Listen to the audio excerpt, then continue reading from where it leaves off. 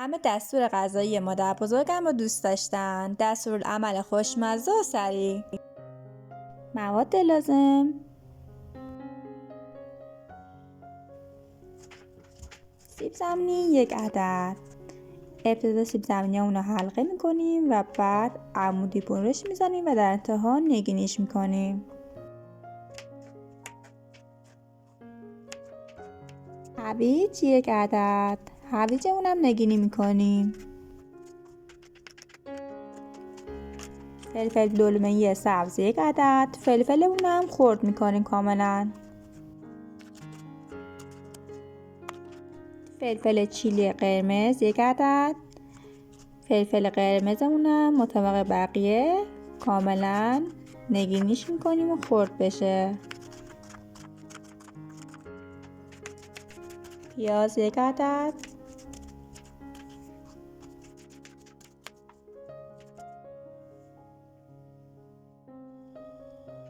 داخل تابه مقداری روغن میریزیم و بعد همه موادمون رو اضافه میکنیم و اجازه میدیم که موادمون سرخ بشه.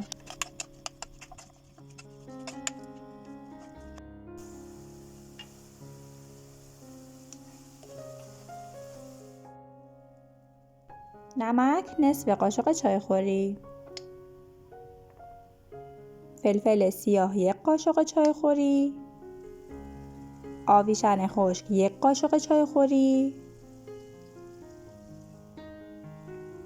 فلفل قرمز 1 قاشق چایخوری. حالا همین موادمون رو هم میزنیم. برای آماده کردن خمیرمون نیازه که آرد 1 پیمانه یا 120 گرم،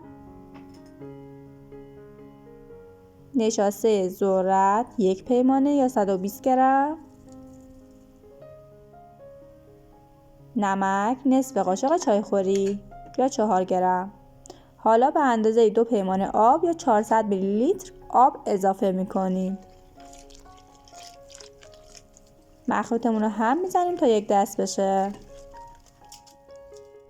از مایمون مقدار 2 ملعقه جدا میکنیم.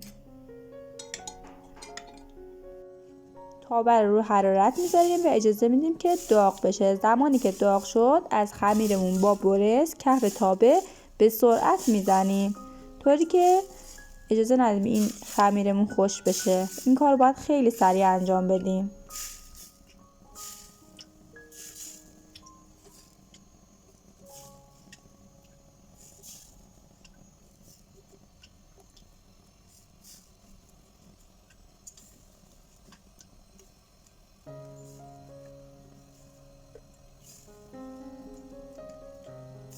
وقتی خمیرمون کف تابه کامل شد اجازه میدیم که خمیرمون پخته بشه و بعد از اینکه لبه های کار اومد بالا میتونین شما راحت خمیر رو بردارین.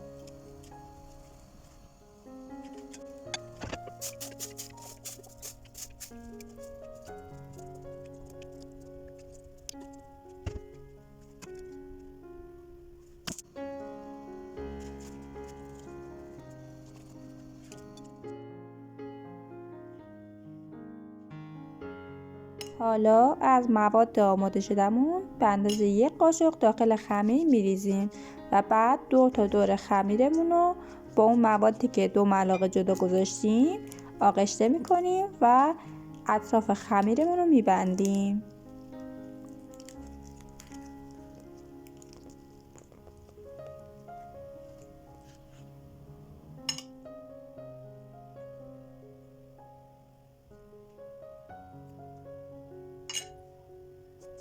دوستان عزیز دقت کنید که موادی که آغشته به برس میشه همون مایعی که ما باهاش این خمیر قشنگ رو درست کردیم و این کار بیشتر جهت اینه که خمیرمون به راحتی بچسبه و حین پخت باز نشه.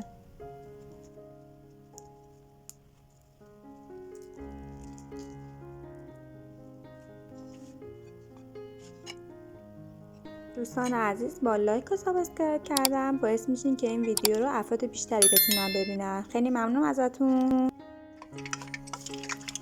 حالا داخل روغن داغ میذاریم و اجازه میدیم که هر دو طرف سرخ بشه.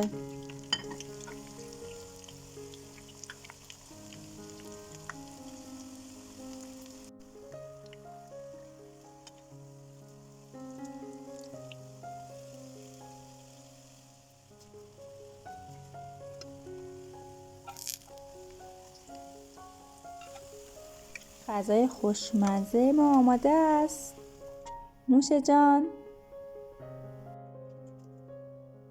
یک دستورالعمل خوشمزه و سریع. یک بار امتحانش کنید عاشقش میشین. هرچه از خوشمزگیش بگم کم گفتم. خوشمزه و ترده. اگر هنوز عضو کانال نشدین حتما مشترک بشین. خوشحال میشم شما رو ببینم.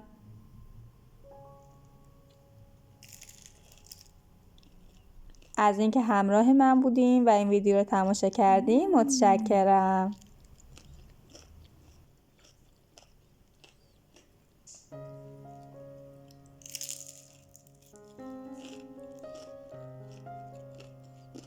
لطفاً زنگوله رو روشن کنید که اولین نفر فیلم بعدی رو ببینید. دوستتون دارم.